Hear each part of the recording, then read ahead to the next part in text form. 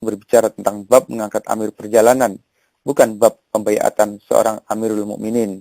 Maka prakteknya seperti yang dilakukan oleh para sahabat. Qala Nafi' faqulna li Abi Salamah fa anta amiruna. Berkata Nafi' kepada Abi Salamah, engkau amir kami, maksudnya amir dalam perjalanan. Masih di halaman 19, qala sallallahu alaihi wasallam, man mata bi ghairi imamin mata mitatan jahiliyah. Pertama, mari kita baca hadis ini secara lengkap agar menjadi lengkap pula pemahaman kita. An-Nafi' qala ja'a Abdullah bin Umar ila Abdullah bin Muti' hina kana min amril harrah ma kana zaman Yazid bin Muawiyah. Faqala udruhu li Abi Abdurrahman wisadah. Qala inni lam atika li ajlisa atituka li uhadditsuka hadisan sami'tu Rasulullah sallallahu alaihi wasallam yaquluhu. Sami'tu Rasulullah sallallahu alaihi wasallam yaqulu man khala'a yadan min ta'atin laqiyallahu yaumal qiyamah la hujjatalah wa man mata wa laysa fi unuqihi bai'ah mata mitatan jahiliyah.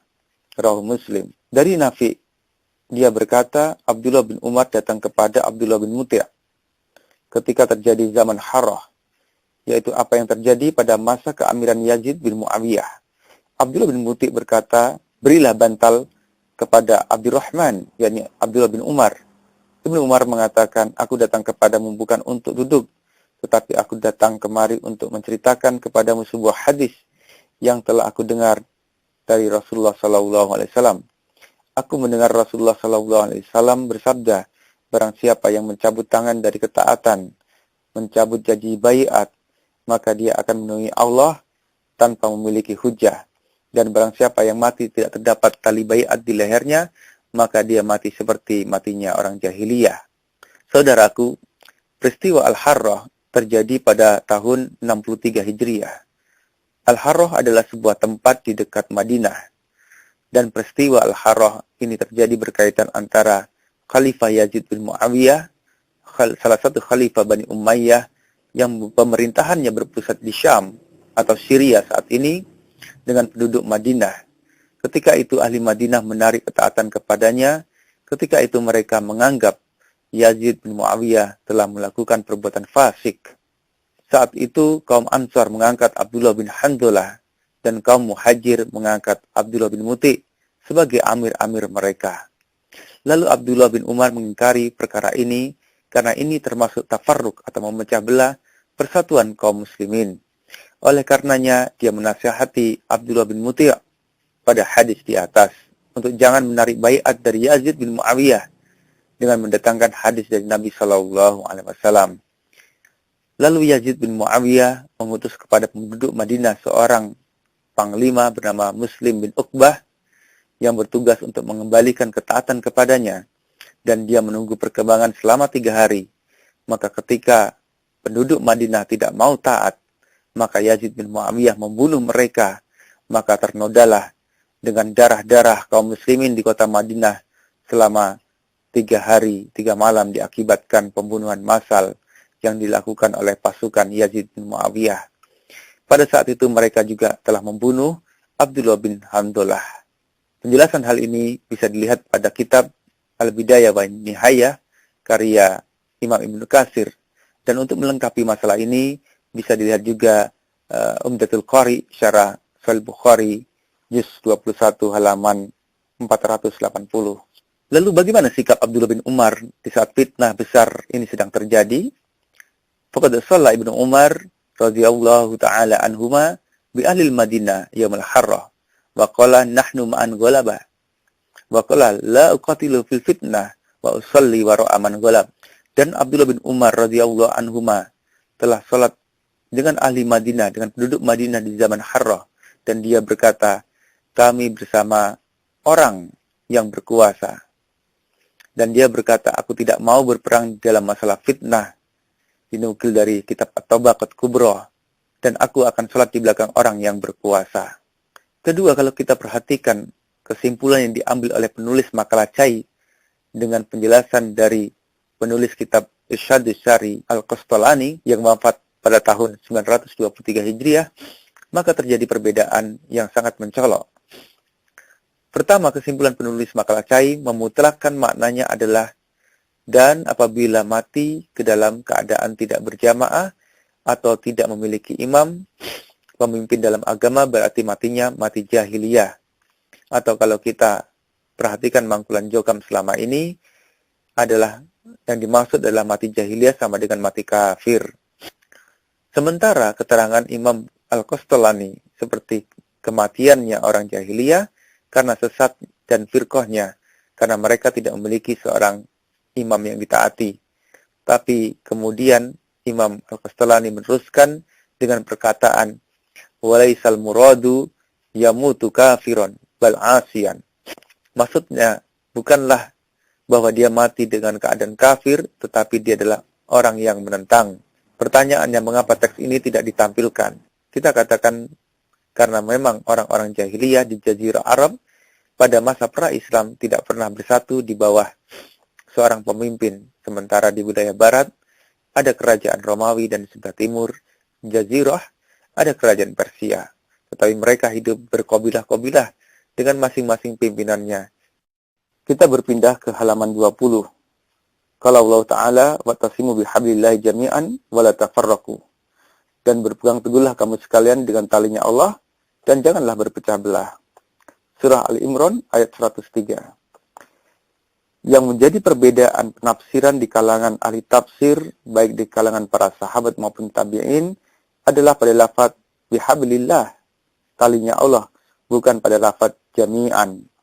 Pertama, dari pembahasan i'rab wa'tasimu bihablillahi jami'an, kata jami'an adalah hal yang dinasab dan tanda nasabnya adalah fathah zahirah di akhirnya dari sebuah fa'il atau pelaku di dalam kalimat i'tasimu. Oleh karenanya artinya adalah dan berpegang teguhlah kamu semuanya dengan tali Allah dan janganlah kamu bercerai-berai. Kemudian tafsir para sahabat dan tabi'in. Mereka para mufassirin di kalangan sahabat dan tabi'in berbeda tentang makna hablullah, talinya Allah. Pertama, Ibnu Abbas mengatakan maknanya adalah berpegang teguhlah kamu sekalian pada agama Allah. Ibnu Mas'ud mengatakan maknanya adalah al-jamaah. Sebagaimana yang diriwayatkan dari Ibnu Mas'ud di dalam Mujamul Kabir. Alaikum bil jamaah fa innaha hablullah allazi amarallahu bih. Kalian wajib menetapi al-jamaah karena ia adalah talinya Allah yang mana Allah telah memerintahkan dengannya. Oleh karenanya, kalau kita mau mengartikan ayat ini dengan pendapat Abdullah bin Mas'ud, maka artinya adalah berpeganglah kamu semuanya dengan al-jamaah dan janganlah kamu bercerai-berai. Ketiga, Mujahid dan Atta berkata, hablullah adalah janjinya Allah. Sementara Qatadah dan As-Sudi berkata, hablullah adalah Al-Quran. Kemudian Muqatil bin Hayyan berkata, hablullah ialah dengan menetapi perintah Allah dan mentaatinya. Maka kita berikan catatan di sini. Kita katakan walaupun tafsir dari kalimat hablullah, lafaz dan maknanya berbeda-beda.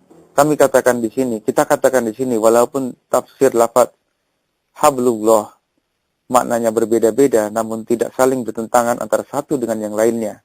Kaidah ini bisa dilihat di kitab Usul Tafsir karya Syekh Muhammad bin Shalih Al-Utsaimin. Kedua, asar dari Abdullah bin Mas'ud di atas yang menyebutkan bahwa kalimat talinya Allah adalah al-jamaah adalah asar yang dhaif sebagaimana disebutkan oleh Syekh Al-Albani dalam kitab Silsilah Az-Dhaifah nomor 5838. Karena di dalam sanadnya ada perawi yang tidak kuat yang bernama Mujalid bin Sa'id sebagaimana disebutkan dalam kitab At-Takrib. Ketiga, kalau kita membaca kitab-kitab para ulama, manakala mereka menukil sebuah hadis tidak dalam bentuk jazm, artinya dengan kalimat negatif di, bukan dalam kalimat positif hal itu menunjukkan bahwa hadis atau asar yang dinukil tidak dipastikan akan kesahihannya. Kaidah semacam ini bisa dilihat dalam kitab Tamalum Minnah karya Syekh Al-Albani.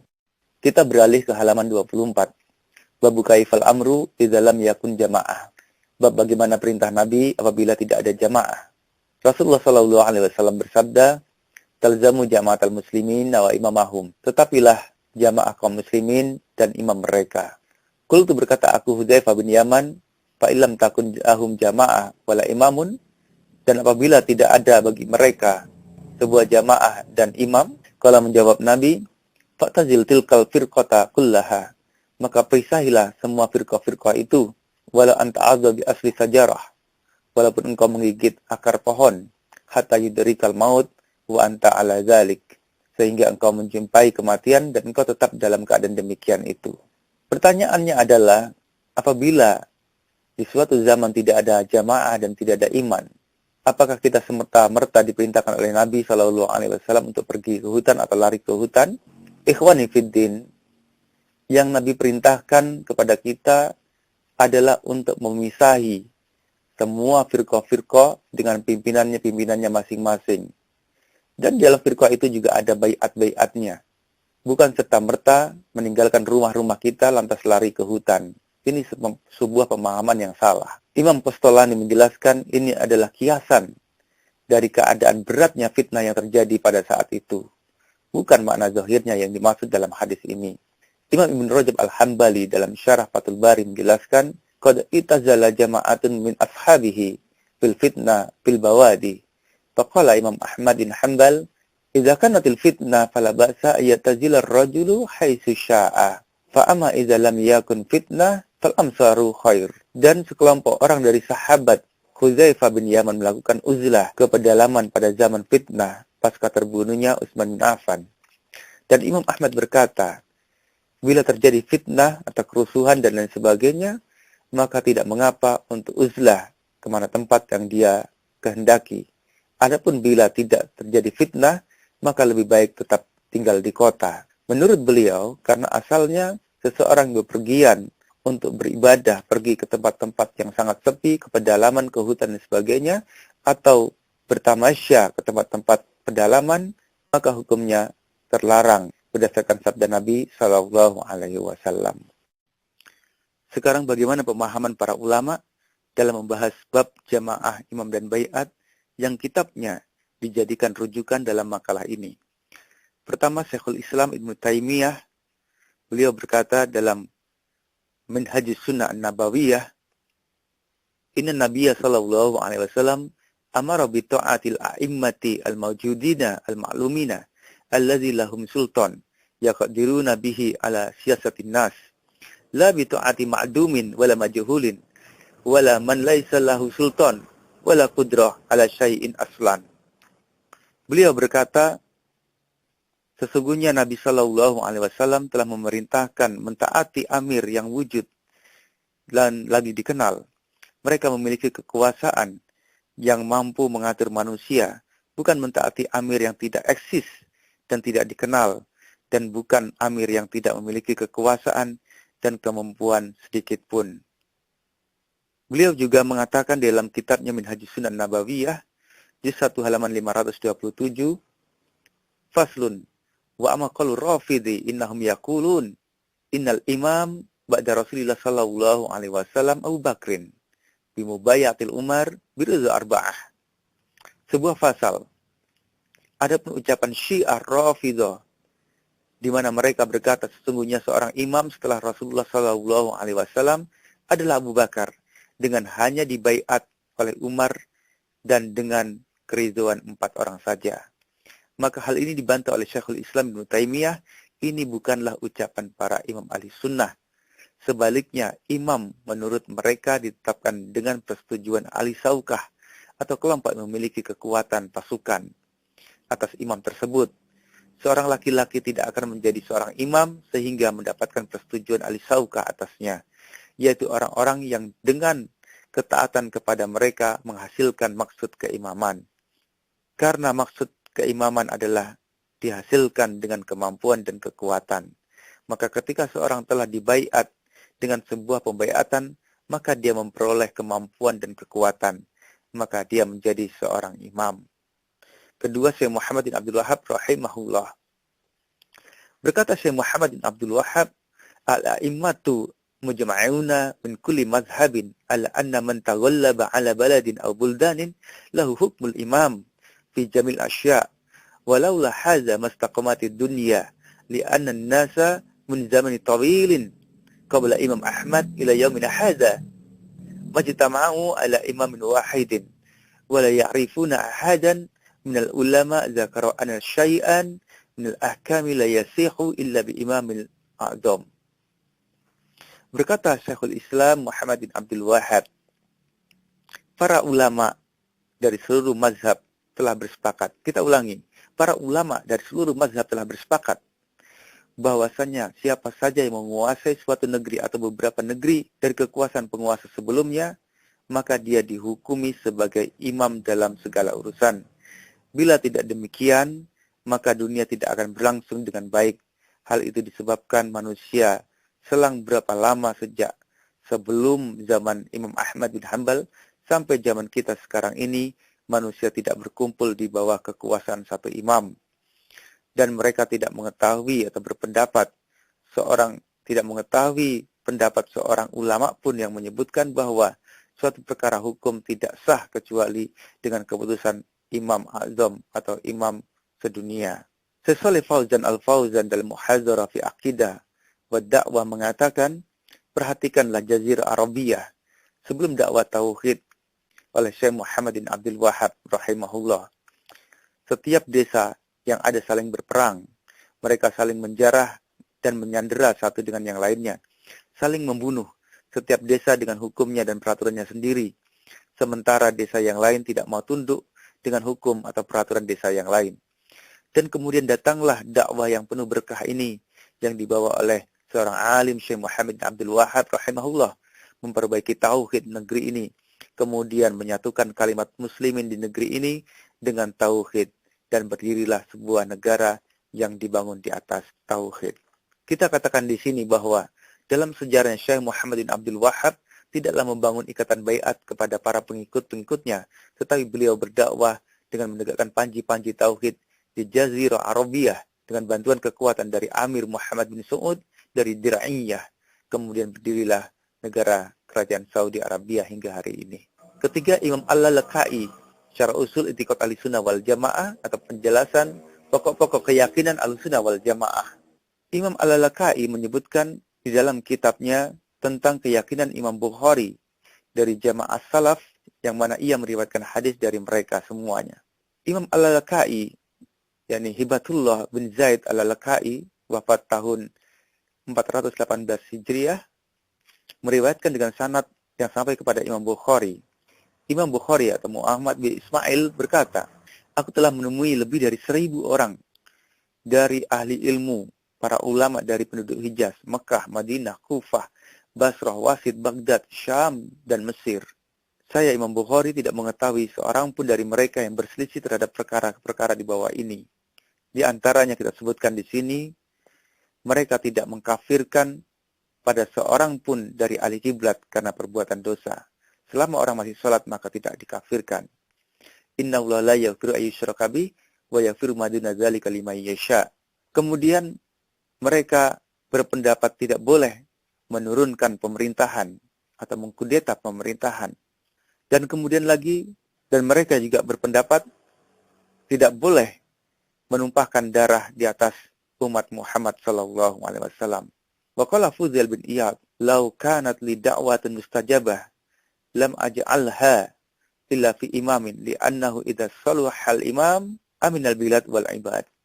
Fudail bin Iyad berkata, seandainya aku memiliki doa yang mustajab atau terkabulkan, maka akan aku gunakan untuk mendoakan kebaikan bagi imam. Karena bila baiknya imam, maka amanlah negara dan rakyat. Kita ulangi, maka amanlah negara dan rakyat. Keempat, Syekh Dr. Al-Hafidh bin Muhammad Al-Hakami di dalam kitab Al-Hadis Al-Warida fi Luzumil Jamaah. Beliau adalah dosen jurusan ilmu hadis pada Fakultas Hadis di Universitas Islam Madinah.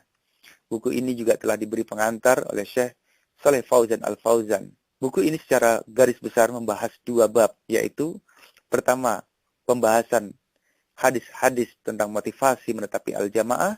Yang kedua adalah pembahasan fikih dari sisi fikih hadis-hadis tersebut. Mari kita lihat dan terjemahkan teks lengkapnya, dan alangkah adilnya bila teks ini ditampilkan dalam makalah cahaya ini. Wa zakara Syekhul Islam Ibnu Taimiyah rahimahullah ahammiyata wulatil amrin nas wa annahu la qiyamu lid-din wa dunya illa biha. Wa saqa ba'd an-nusus bidzalika ila an qala wa yuqalu fituna sanah min imamin jairin aslahu min lailatin wahidatin bila sultanin. Summa qala rahimahullah wa tajribah tabayyana dzalik. Syekhul Islam Ibnu Taimiyah menyebutkan pentingnya pemerintahan urusan manusia dan bahwasanya agama dan dunia tidak akan tegak. Kita katakan lagi bahwasanya agama dan dunia tidak akan tegak kecuali dengan pemerintahan. Kemudian beliau membawakan sebagian nas-nas yang berkenaan dengan hal ini. Lalu kemudian beliau berkata, dan dikatakan 60 tahun dengan seorang imam yang durhaka, otoriter, itu lebih baik dibandingkan semalam tanpa penguasa. Kemudian beliau berkata, dan pengalaman telah membuktikan hal ini. Perkataan Syekhul Islam Ibnu Taimiyah ini menunjukkan bahwa seorang imam bukan hanya mengurusi agama saja, bukan imam urusan agama, tetapi juga mencakup urusan kemaslahatan rakyat dan negara. Lalu Syekh Al-Hafidz Muhammad Al-Hakami berkomentar, aku katakan Syekhul Islam benar, dan buktinya adalah peristiwa kita hari ini yang telah terjadi di negara Somalia dan negara Irak, di mana sebelumnya sistem pemerintahan di kedua negara tersebut sangat zalim dan menyimpang. Akan tetapi keadaan yang terjadi setelah runtuhnya pemerintahan di kedua negara tersebut adalah tertumpahnya darah-darah manusia, pelanggaran kehormatan